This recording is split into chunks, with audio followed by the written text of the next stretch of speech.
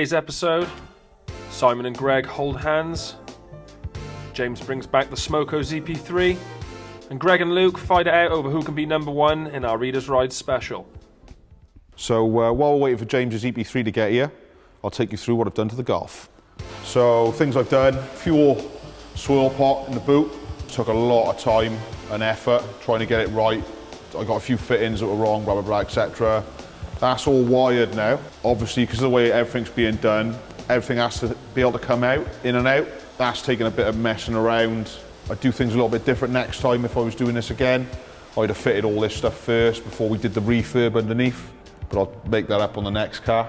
Same thing, I had a few problems with the seat, because that literally you have to put the rear bench in without bolting it in place and then fit the cage. The cage has got to go in because they don't really work with each other. So that was a bit of a job getting all that in. So the rear bench seat is in now, which is banging. The rear part of the cage is in. I can't fit the doors. I have to fit the doors next now before I finish off the little quarter sections in the footwell. So yeah, I'm just currently finishing off in the boot. It's taken me a few hours today because everything now is about neatness and tidy. It needs to look like it was factory. So I'm just doing all the cabling for the pump, the swirl pot now, and the little focal 4-channel amp I've got. And then I've got to make it so the carpet still lifts up so I can get the spare wheel, etc. So I've just literally finished that off now. I've just got to cut the carpet now, let the pipes drop down through the carpet, and then I can bolt up the swirl pot, and it's all that's all finished. So yeah, I've had a bit of a tit full of it this week, if I'm honest. It's been hard graft. Every time I've gone anywhere to get anything done, there seemed to be a problem every time, but it's good. Happy, it's getting in now. Let's go.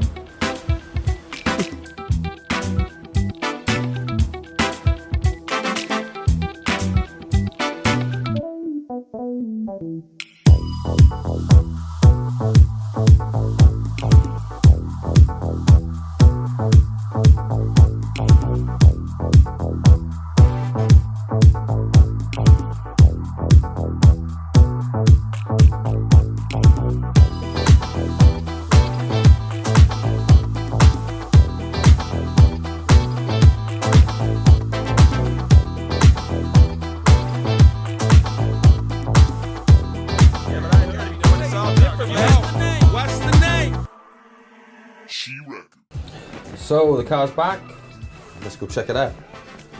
There she is, the Civic, the one you've all been waiting for. The EP3, the Honda, Japan. So the car went away for about 2.5 years.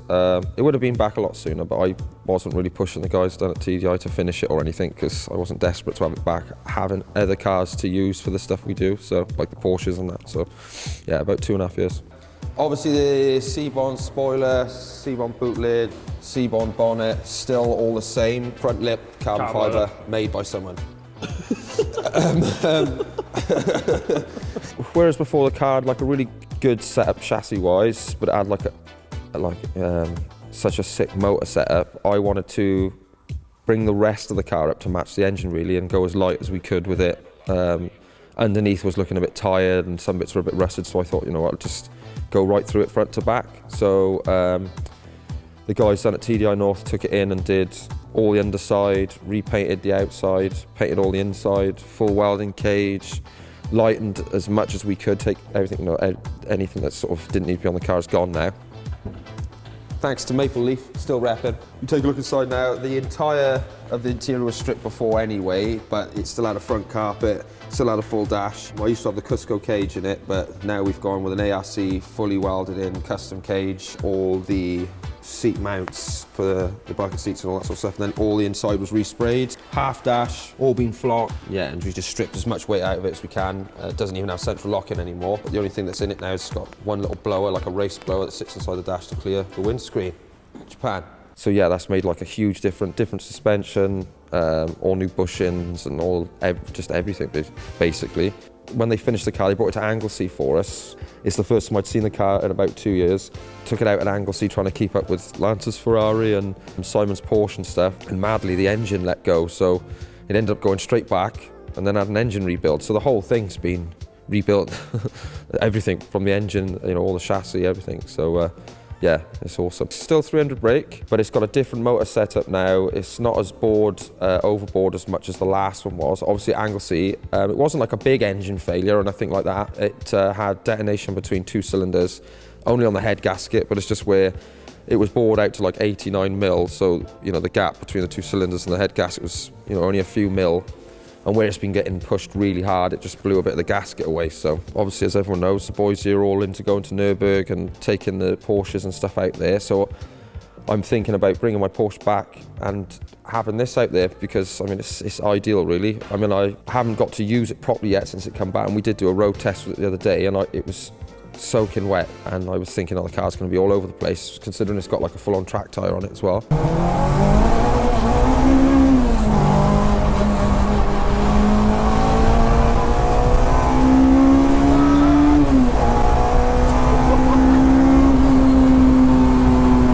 Even though it was only a short, quick run because of how wet it was, I was really surprised how like planted the car felt, and you know, all the short gear ratios and stuff in it now, it's so good. It's just, and I love the whole race car thing. Like, I'm down with that. You know, I really like them being super raw and stripped out. It's so much fun to drive.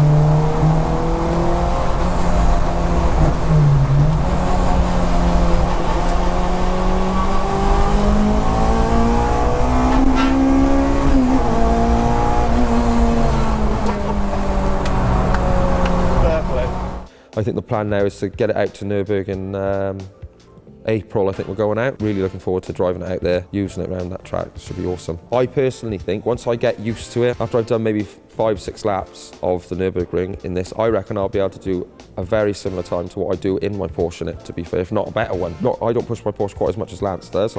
Lance split balloon. Like, I do always worry about it's an expensive car and about damaging it, but at least with this, also I don't want to damage it. It's that little less worry.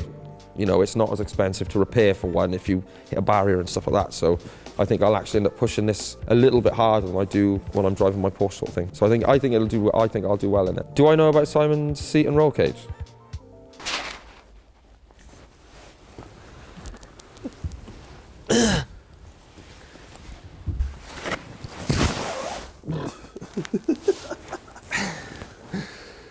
There's no chance of getting in there.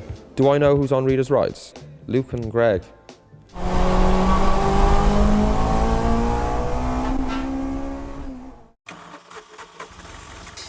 It's Reader's Rides, Reader's Rides,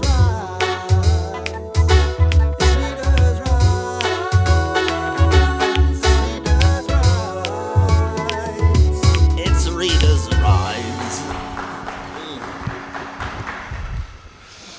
So, welcome to a Christmas special segment of Reader's Rides. We have 2 special Christmas guests, Greg and Luke, who are part of the garage. Now, these guys have an ongoing rivalry about who can be faster next year at the Nürburgring, and we thought, what would be more festive than to bring them on and to see how they feel about that next year and see if we can test them around a chosen track which we've selected. So, first guest, let's bring him on, Greg Taylor. It's Reader's Rides, Reader's Rides, Reader's Rides.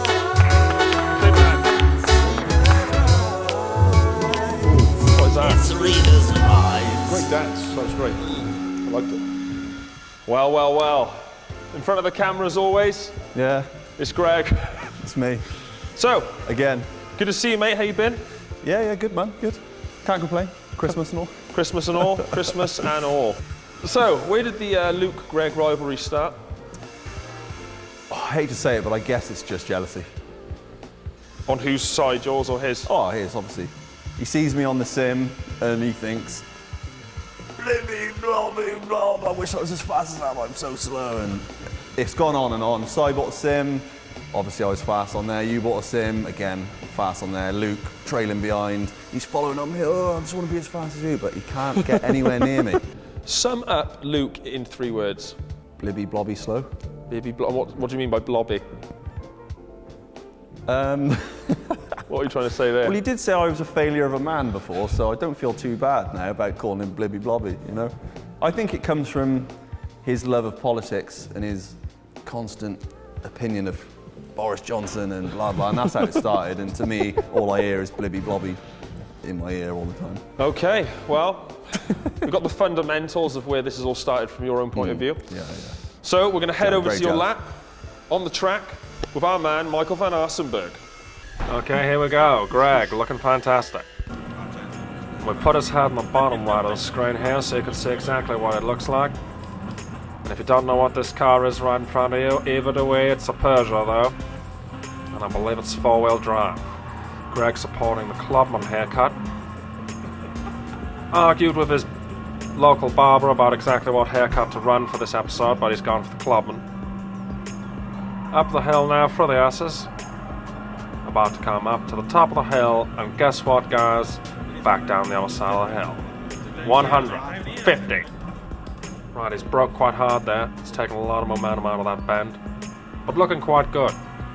Our sponsors today will be Gran Turismo.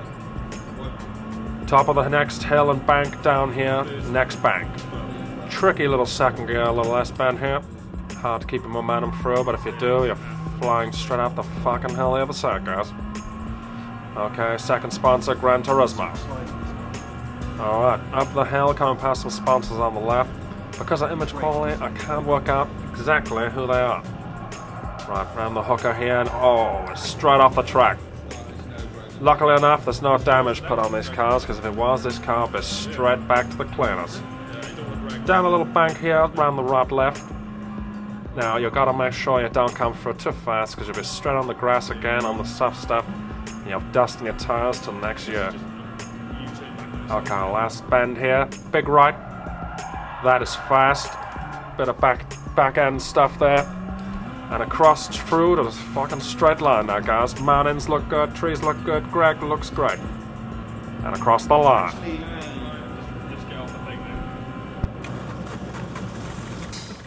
Readers right. Readers right. Readers right.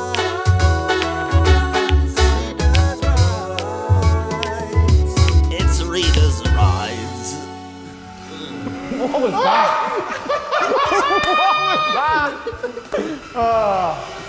That was good, mate. Excellent. You let it all go there.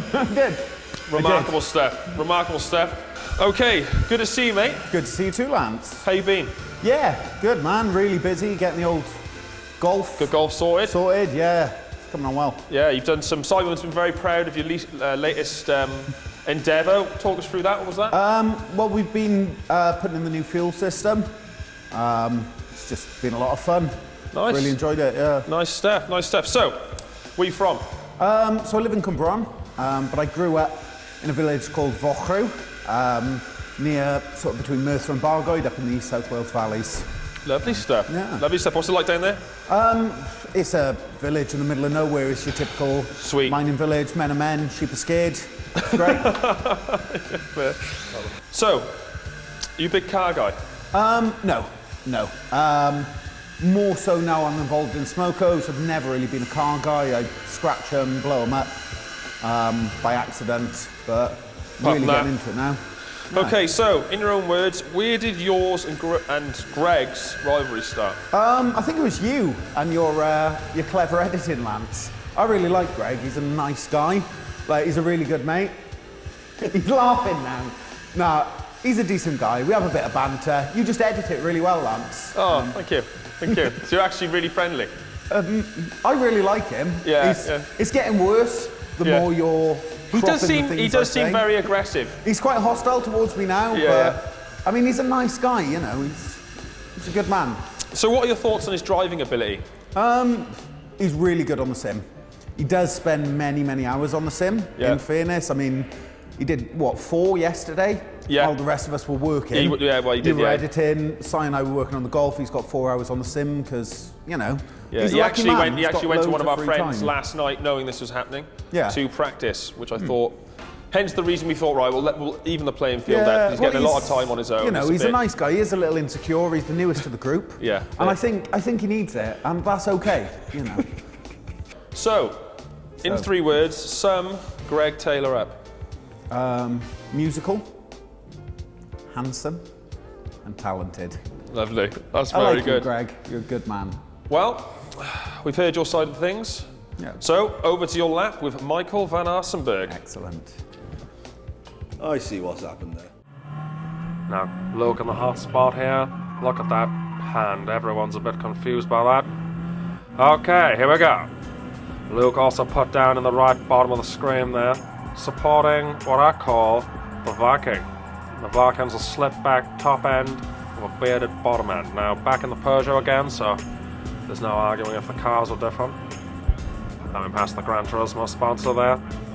Up the hill in the Peugeot, dancing smooth. Round the right, and you betcha, guys, if you come to the top of the hill, you're gonna go back down the fucking hill. Right, 150, 100, 50. Big old spoiler on this. It's like when you go to a car meet, someone turns up in a 305, and they got a bloody massive spoiler on the front of their car, or on the back. Gran Turismo. Everyone looking sweet. Down the hill, coulda got air. 150, 100, 50, round the cheeky twins. And then out the tweaky twins, right. Up the hill now, coming past Gran Turismo. Peugeot, 2 doors, 4-wheel drive, big fucking spoiler on the back. Okay, now, round the hooker, Greg went off here, Luke decided just to stop completely. That is unbelievable. That's smooth driving, but at a cost of speed. Now, coming around the little left-right here, like I said before, you cannot carry too much through because you will be on the soft stuff, and that's exactly what Luke's done. He's gone straight on the soft stuff. He's in utter shock there.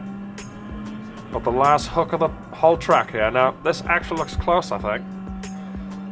And once again, Luke deciding just to take it easy there. There's not going to be much in this. And this is actually quite a good drive from Luke. It's surprised quite a lot of us here at the garage and across the line. It's Reader's Rides. Okay, hands up, all good. Right, guys, well done. Round of applause, guys. That was awesome. Thank you, mate. Unbelievable, unbelievable. I was very impressed with you both. You dealt with adversity. You dealt with a new track. You dealt with a new car. And in all, you dealt with each other. Okay, so Luke first, how do you think you did? Not as well as I would have liked to. I think another 10, 20 laps would have been ideal. Of course, didn't know the track, didn't know the car, so it was brand new. Slid out a lot, so I'm not happy with it, but I think I did all right for 3 laps in a new car. Greg, how do you think you did? Yeah, I'd just like to echo Luke, to be honest. All the same for me. New car, new track, crashed a few times, so it's anyone's game, Lance. Okay, okay. It's probably mine. Well, before we show the times, obviously Nürburgring coming up next year. A lot to handle, a lot to go with, a lot to know. Where are you boys sitting right now in regards to your futures at the Nürburgring? We haven't got a car decided yet. No. Me and Big Plumes, Big Si, hoping to get something in here nice and cheap and cheerful that we're going to leave at the ring next year. So other people may be able to come and challenge the times that us boys put down, which we think will be quite exciting. I can see Luke smacking his head to a piece of metal.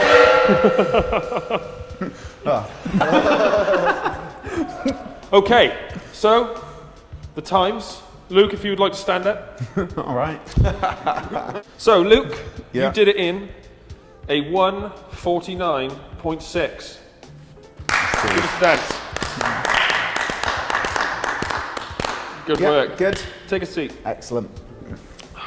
Greg. Oh, mate. And what was this? I forgot already. Mine was like a 1:49.6. 149, wasn't a great lap. Greg. I've lost it, haven't I? Greg. Oh, Greg. Greg, if you'd like to stand up, please. Actually, if you'd like to sit down Okay. and just stare at camera 2. And I want you to keep staring at camera 2 until I give you the result. Okay. Greg, you did it in a 1:47.1. Well done, mate. How does that make you feel, Greg? Gotta Stop staring at the camera. Yeah, stop showing the camera. Really good. Yeah, well done, mate. Right, I want you guys to look at each other, and I'm going to go 3, 2, 1, go. And when I go 3, 2, 1, go, I want you to just describe each other with one word. 3, 2, 1. Tosser. Nice. He didn't say go. Oh, he didn't say go. And that's it from us, guys. I hope you've enjoyed this little segment of mini interest and two I've been absolute stiff here. You've been goons. stiff. Just calling me a tosser. So, good guys and all, but I think you've shown that Greg really dislikes Luke, and Luke's a really nice man. We'll see you in 2020, and we're going to dance it out. Thanks for watching. Got the music, guys.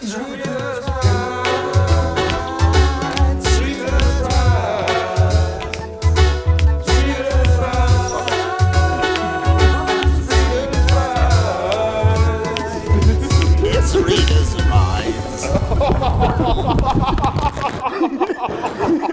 That was awesome!